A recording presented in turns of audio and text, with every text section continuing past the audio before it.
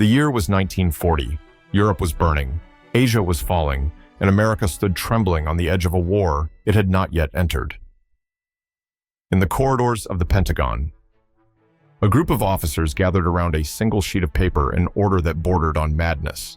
It read, "Build me a vehicle smaller than a mule, capable of crossing any terrain, light enough to be lifted by 4 men, and strong enough never to break." It was not a request. It was desperation made into words. The U.S. Army had seen how quickly modern warfare moved tanks bogged down. Horses failed, and supply lines broke.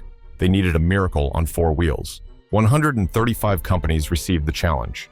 Detroit's giants read it, frowned, and set it aside. The timeline was absurd: 75 days to design, build, and deliver a working prototype. No major company wanted to risk its reputation on something that seemed designed to fail. Then, in a small office in Toledo, Ohio, a struggling firm named Willys Overland looked at the same sheet of paper and smiled. Its chief engineer, Delmar Barney Roos, slammed his hand on the table and said, "We'll do it." Around him, the room fell silent. The company was on the edge of bankruptcy, its workers unpaid for weeks. Yet something in that challenge, that dare, awakened the last spark of defiance left in them. Across the river, another small company, Bantam, had already submitted sketches. But Willys refused to be outdone.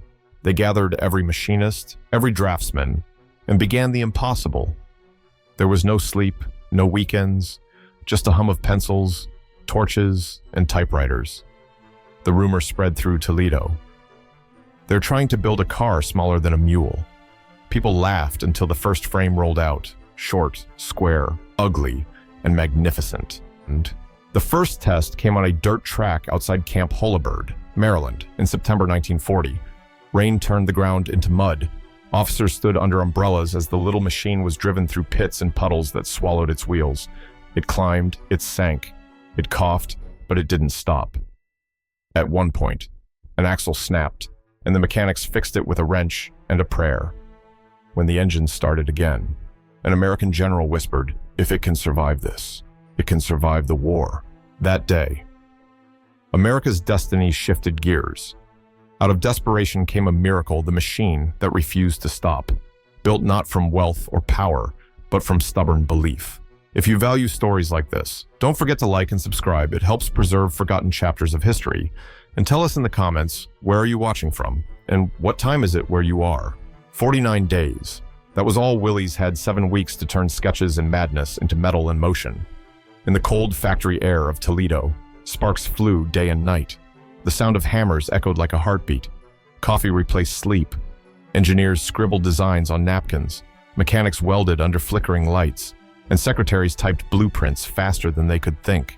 Barney Roos, the chief engineer, stopped shaving. His assistant once found him asleep on a pile of parts, muttering, "The axle's too heavy." Downstairs, a foreman named Charles Payne kept a stopwatch around his neck, measuring every step of production, shouting, "Every second we waste, a soldier dies waiting." The deadline wasn't just pressure, it was war made mechanical. The government inspectors wanted a working vehicle by July 22, 1940, or the contract would vanish. Bantam's prototype had already impressed them, but Willys believed they could make something faster, tougher, and simpler.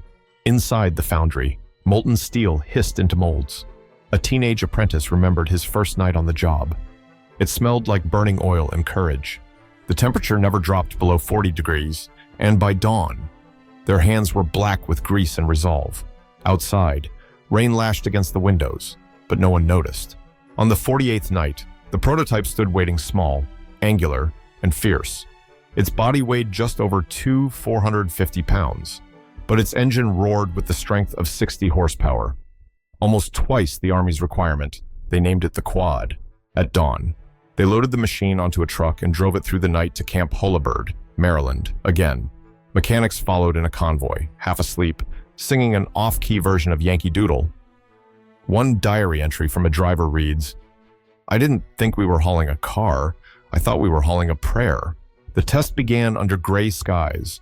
The Jeep was driven into a mud pit, then up a slope so steep even mules hesitated. Its tires spun, spat, and clawed when it reached the top, coated in mud and glory. The general overseeing the trial, Major E.P. Hogan, turned to his aide and whispered, "If it survives this, it'll survive any war." Applause was rare at Army tests, but that morning, even the officers smiled. They'd witnessed a machine born from chaos, a child of steel and exhaustion that refused to die. That night, back in Toledo, the factory floor fell silent for the first time in weeks. Someone placed a single cup of coffee beside the finished prototype, untouched, still steaming, in the distance.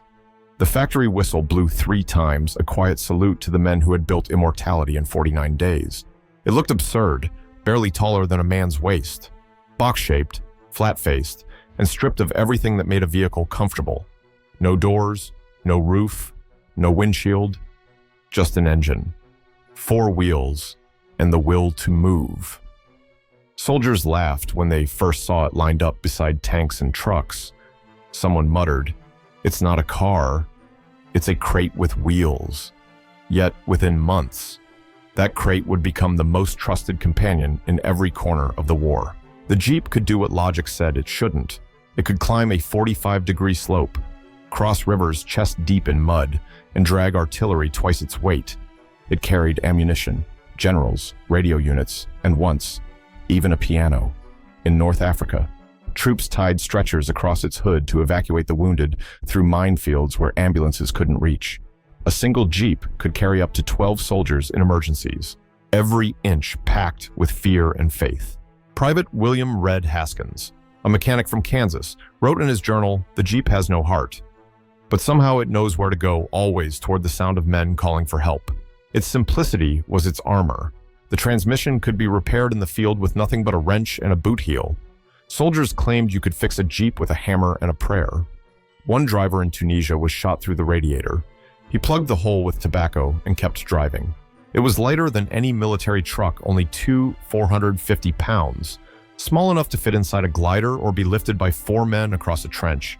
Its engine was built not for luxury, but for loyalty.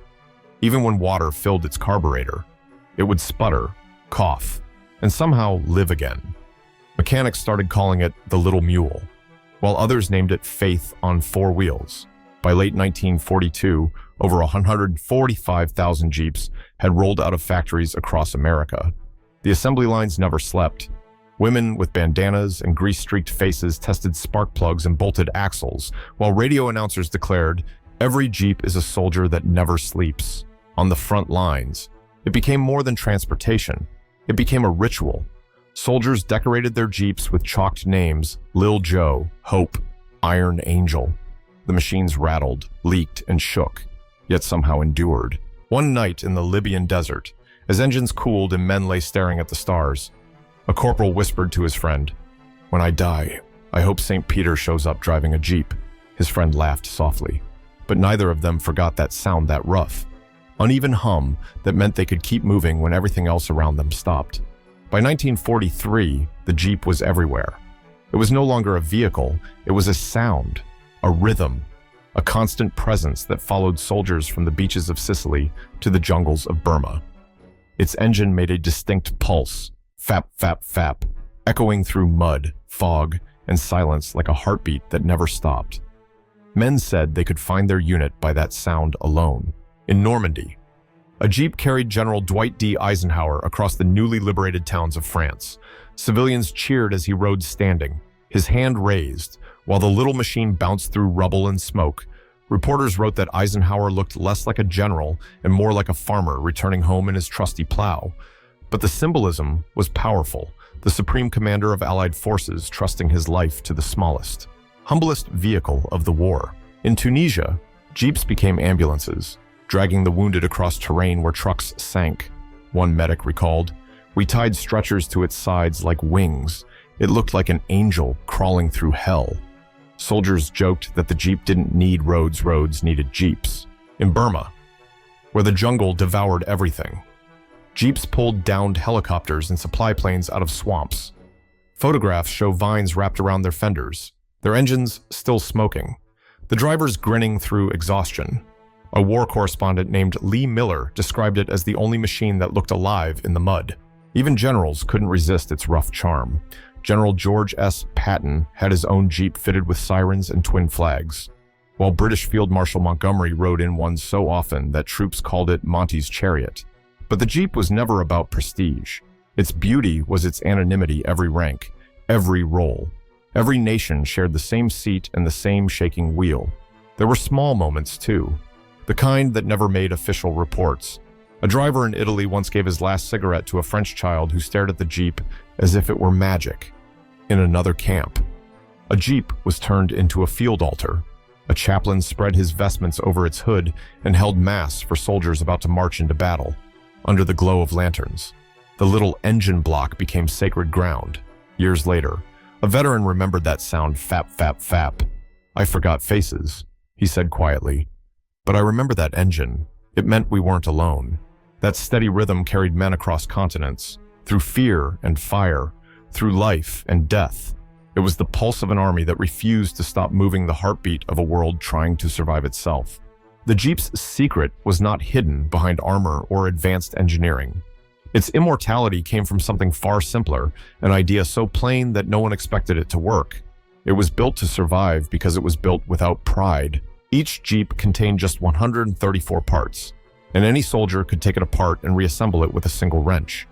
There were no complex hydraulics, no delicate systems. Every bolt could be reached by hand, every piece replaced by another. On the battlefield, simplicity meant survival. A sergeant in Italy once joked, "The Jeep's like a biscuit, it'll crumble a little, but it'll still feed you."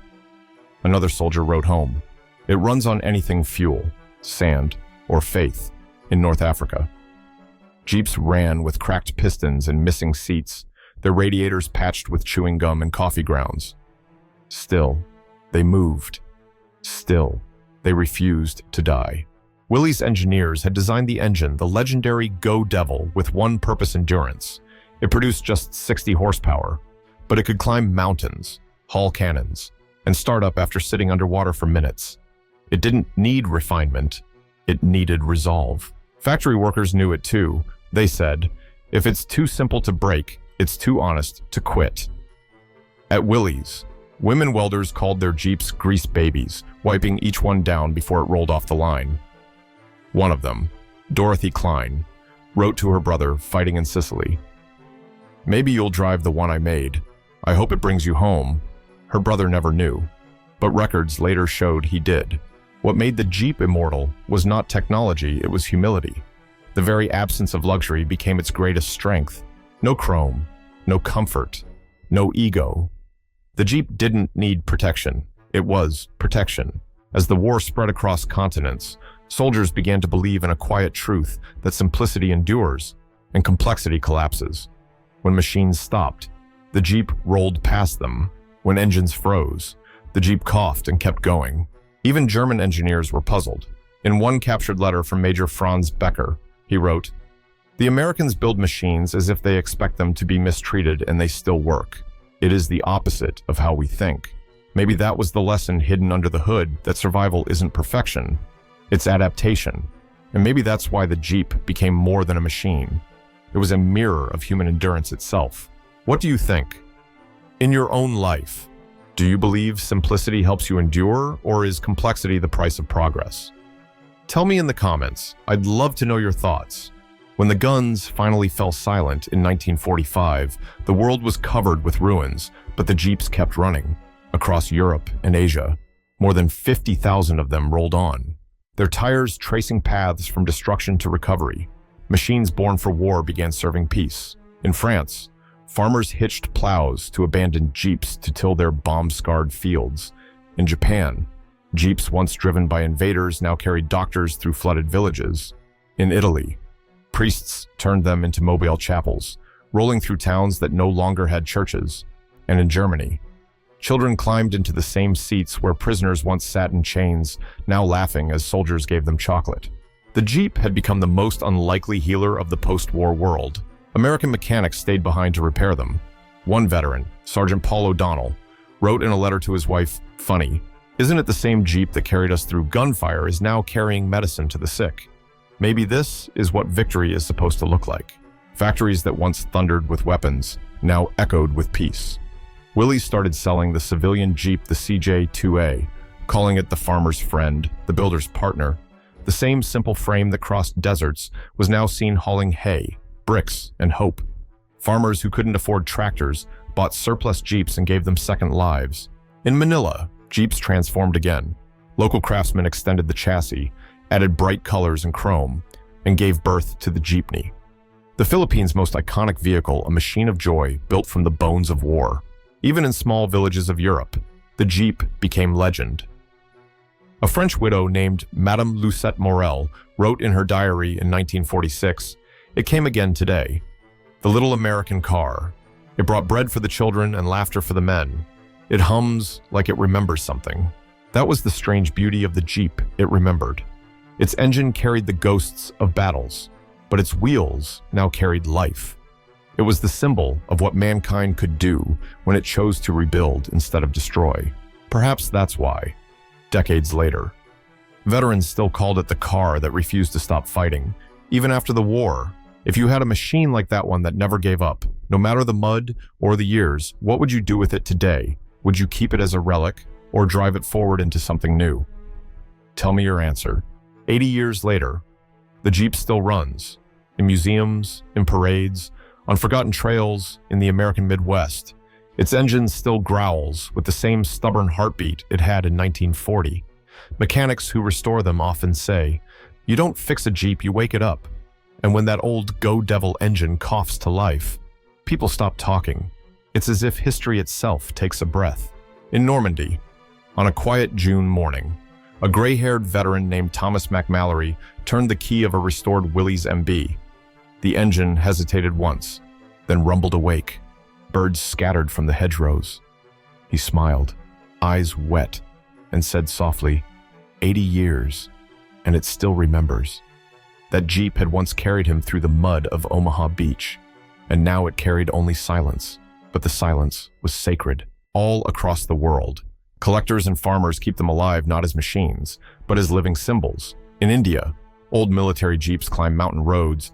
In Africa, they haul water tanks to remote villages. In France, children still climb onto them during commemorations, laughing as veterans stand watching with distant eyes. The Jeep survived not because it was strong, but because it was simple enough to endure. It taught something far beyond mechanics, a truth about life itself. As one Willys engineer later said, "Don't complicate greatness, simplify survival." That philosophy spread quietly through generations. It became the blueprint for resilience in machines, in soldiers, and in the people who refused to give up when everything around them fell apart. In 2000, archaeologists uncovered a rusted Jeep frame on a Pacific island. Its tires were gone, its metal corroded, but its shape was unmistakable. A note was found wedged beneath the seat, wrapped in oilcloth. The paper was yellow, the handwriting fading, but the words still clear. "If this Jeep still stands, so do we." Perhaps that's the essence of the Jeep, not its steel, but its spirit. A small reminder that endurance is not noise or speed, but persistence. It doesn't boast. It doesn't stop. It simply keeps going. And maybe that's what it taught the world, that survival, in the end, is not about being indestructible. It's about refusing to stop moving. Long after the factories fell silent and the banners of victory faded, the hum of the Jeep lingered not just in the ears of those who drove it, but in the memory of a generation that learned what endurance truly meant. It was more than a vehicle. It was an idea made of steel and sweat. It carried soldiers, farmers, medics, and dreamers. It carried both destruction and healing, and through it all, it never forgot how to move forward. Even today, when one of those old Jeeps starts, people turn to look. The sound isn't loud, but it cuts through time. You can almost hear the voices that once rode beside it, men shouting over the roar of artillery, engineers tightening the last bolt at midnight, a nurse laughing as she wipes grease from her hands. The Jeep holds their ghosts gently, never speaking, never stopping. Perhaps that's why it still feels alive. It was built not from perfection, but from persistence. Its bolts were tightened by hands that trembled from exhaustion.